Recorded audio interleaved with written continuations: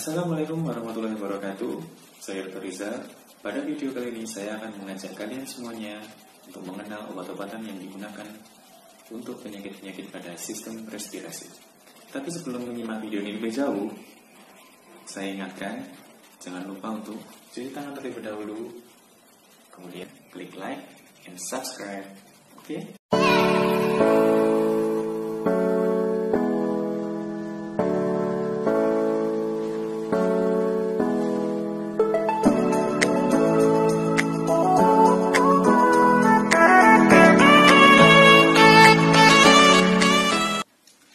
Oke teman-teman, perlu diingat bahwasanya ini adalah video praktikum ya. Jadi kita tidak lagi membahas tentang teori di video kali ini. Tujuan dari video ini sebenarnya simpel.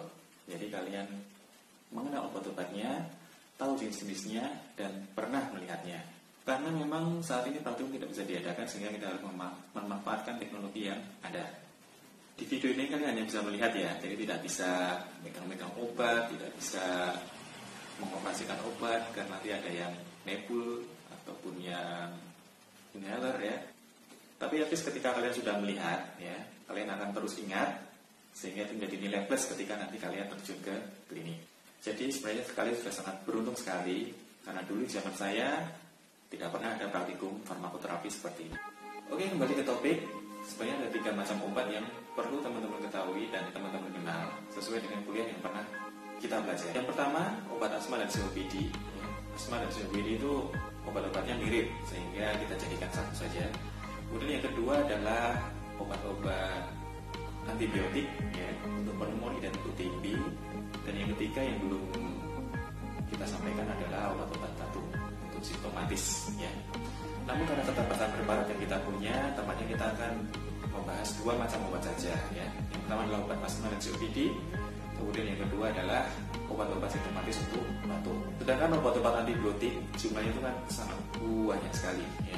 Kemarin waktu kuliah kita juga sudah bahas dan kita sudah mengelompokkan obat-obatan antibiotik itu ya, walaupun belum melihat wujud obatnya ya, tapi at least itu sudah sangat membantu sekali. Sehingga untuk obat-obatan antibiotik teman-teman keep dulu teorinya ya. Dan kita akan coba kenalkan obatnya nanti di kesempatan yang lain ya. Baik, kita masuk ke pengenalan obatnya. Di sini kita sudah sediakan beberapa macam obat. Yang pertama mungkin akan kita bahas adalah obat-obat untuk simptomatis batuk dulu ya. Di sini kita punya apa ini? Bromhexin untuk apa? Kemudian kita punya Ambroxol. Kemudian ada asetilsistein, dan satu lagi kita ini ada guanfacin, dan satu lagi campuran yang di dalamnya mengandung guanfacin dan juga dextromethorphan ya, atau disingkat DMP. Baik, mari kita pelajari satu persatu. Pertama kita bahas golongan ekspektoran. Obat yang pertama adalah guaifenesin, disebut juga gliseril guaicolat atau disingkat GG. Cara kerja obat ini adalah dengan merangsang sekresi mukosa saluran nafas, sehingga viskositas dahak menjadi lebih encer dan mudah dikeluarkan. Obat ini termasuk obat bebas dan bisa dikonsumsi oleh siapa saja. Tersedia dalam bentuk sediaan tablet dan sirup. Untuk tabletnya, dosis yang tersedia adalah 100 mg dan 200 mg.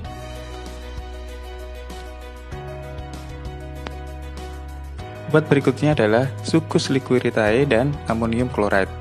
Obat ini tersedia hanya dalam bentuk sirup dan sering dipadukan dikombinasikan menjadi satu macam obat yang sering kita sebut dengan obat batu hitam atau OBH.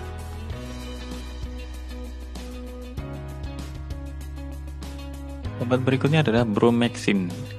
Cara kerja obat ini mirip dengan cara kerja obat sebelumnya, yaitu dengan mengurangi viskositas dahak sehingga membuatnya lebih encer dan mampu mengaktifkan silia saluran nafas sehingga dapat memicu pengeluaran dahak. Sedia bebas di pasaran dalam bentuk tablet dan sirup. Yang satu ini adalah Ambroxol. Obat ini merupakan bentuk metabolit aktif dari Bromhexin, sehingga memiliki efek yang sama dengan Bromhexin. Obat ini relatif aman digunakan segala usia, termasuk usia di bawah 2 tahun.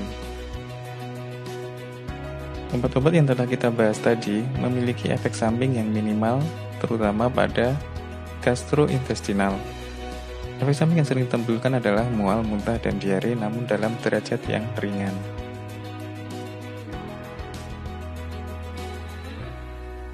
Nah, obat berikutnya ini adalah The Real Mucolytic.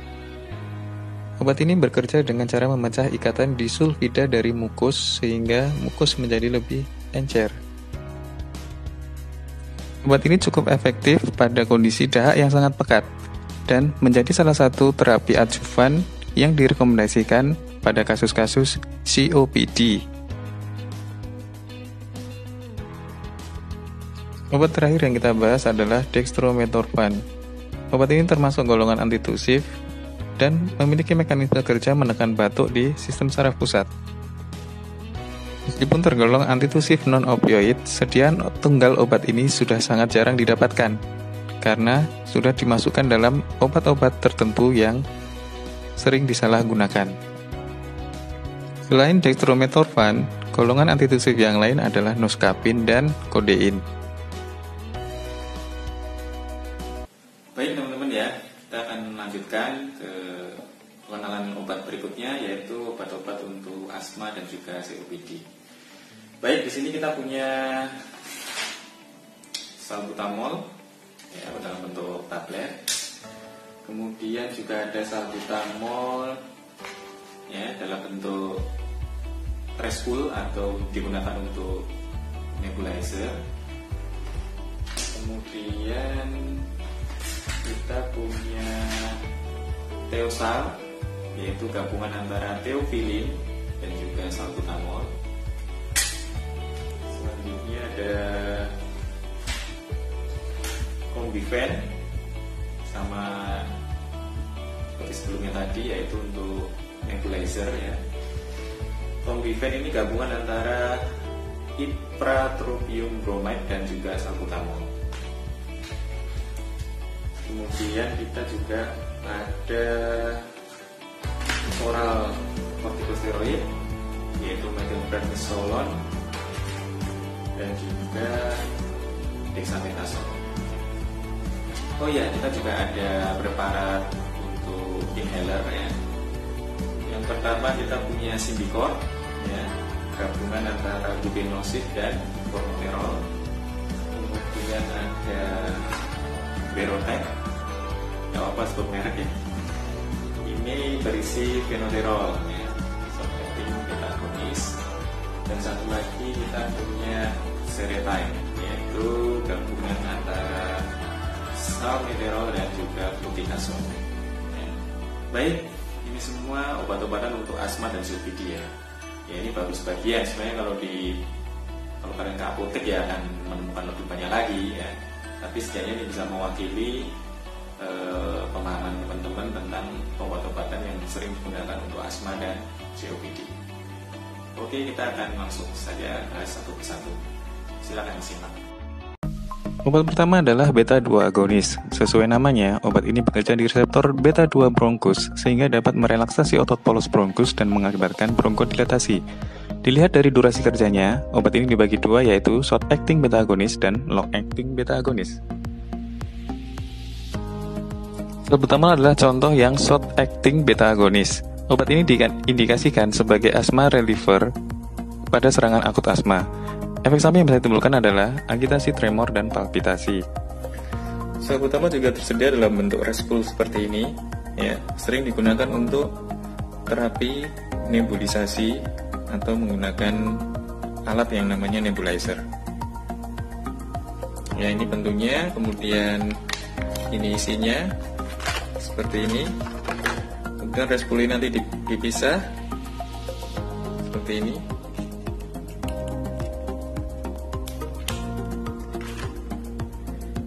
Dan isinya dibuka, kemudian dituang ke tempat obat yang ada di nebulizer.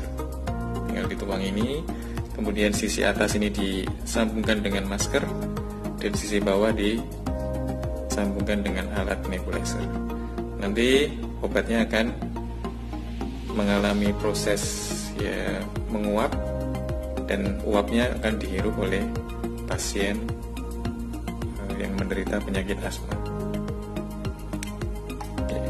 Itu ya. Beta-2 agonis juga tersedia dalam bentuk inhaler. Contohnya adalah Venoterol ini, yang memiliki durasi kerja sama dengan salbutamol oral.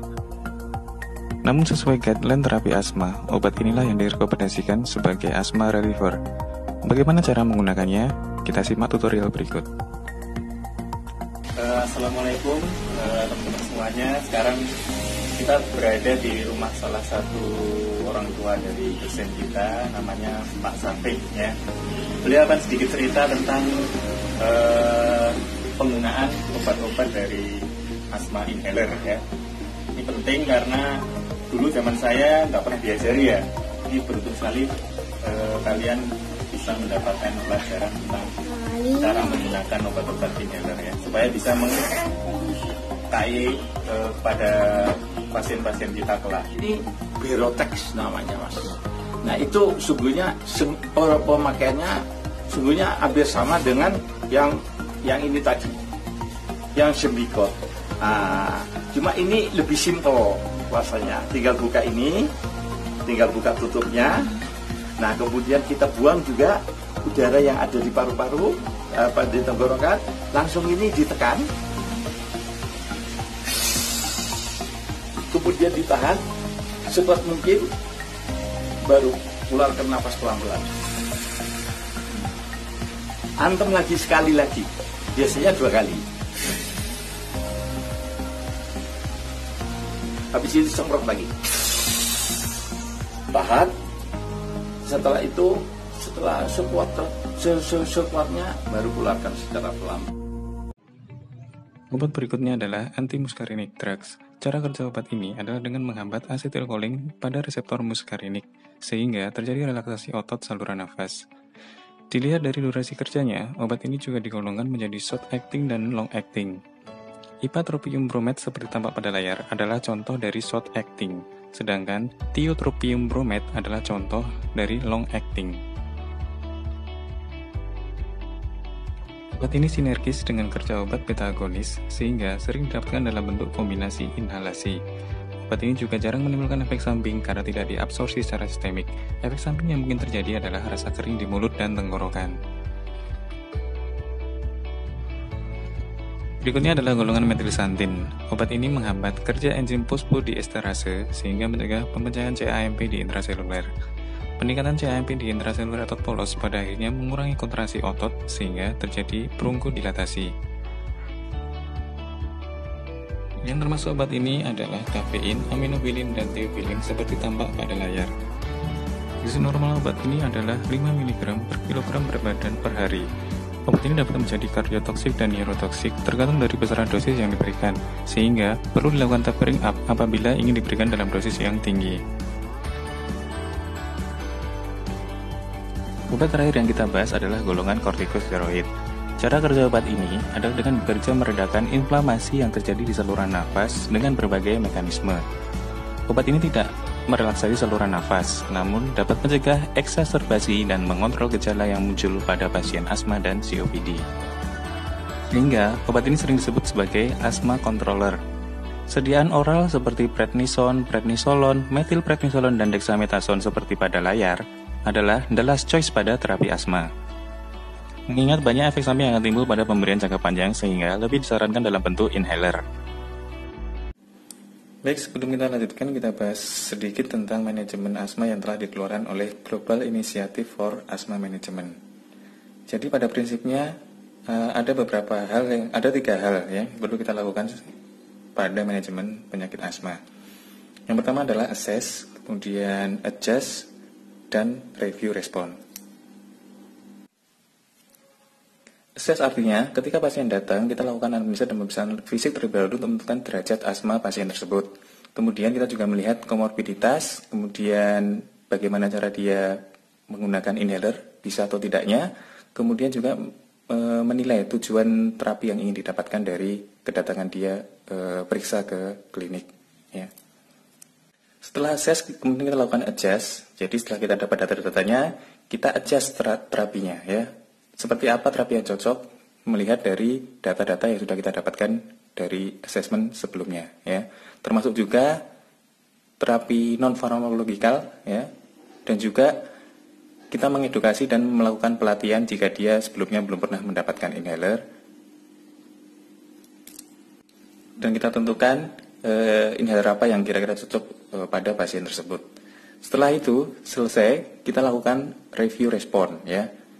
Kita minta pasien juga mengamati ya seperti apa hasil dari terapi yang dia telah dapatkan ya, meliputi gejalanya apakah menurun atau tidak, kemudian apakah ada exacerbasi selama masa pengobatan, kemudian efek samping apa yang timbul selama pengobatan, dan kita nilai nanti ketika dia kembali fungsi parunya seperti apa dan bagaimana kepuasan pasien dalam menggunakan obat-obatan asma ya.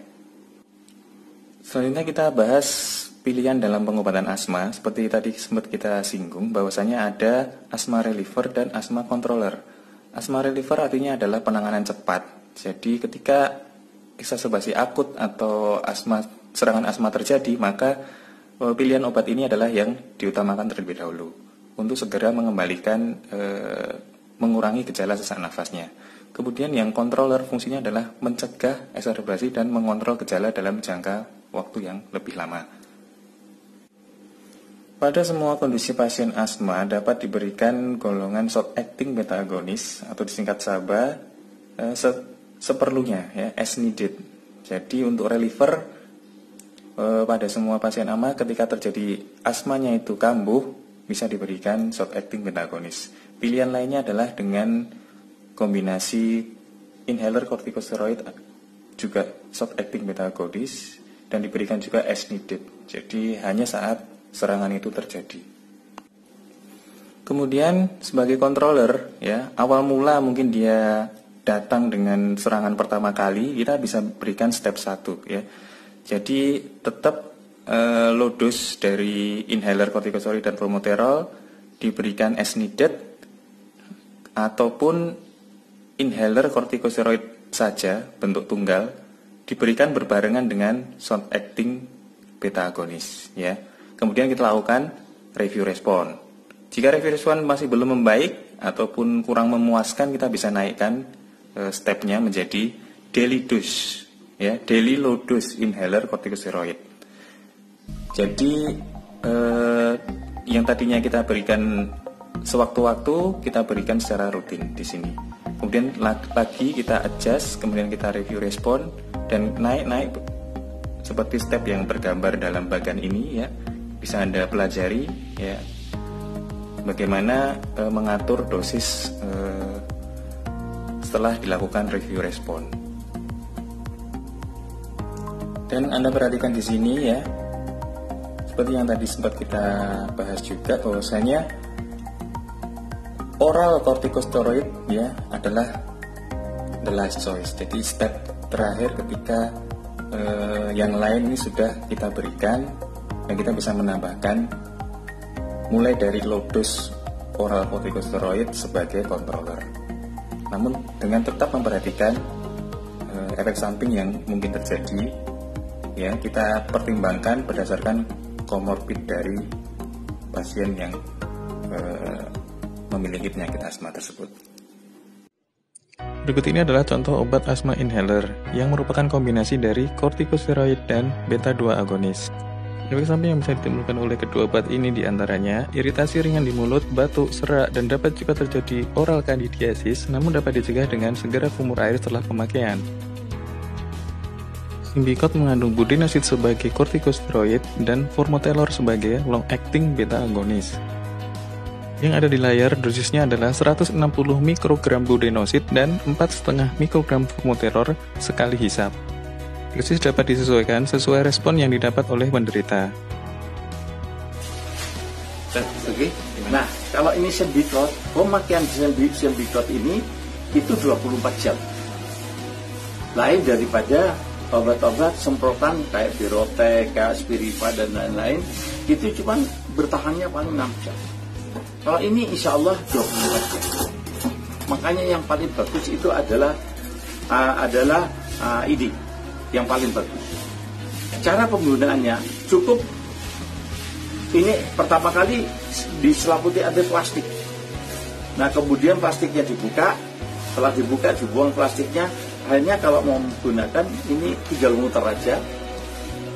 Nah setelah diputar, nah ini di sini kalau memang masih full, masih banyak, ini putih. Tapi kalau sudah mau habis, ini menandakan sudah hampir merah. Ini kan ada merah ini, terus ada putihnya dikit. Nah ini sudah mau habis. Nah cara penggunaannya itu diputar dulu ke kiri, seret ke kiri, terus kemudian baru putar kembali ke kanan. Nah setelah diputar, klik, kembalikan lagi. Nah sebelumnya itu mas, itu udara yang ada di paru-paru itu harus dihabiskan.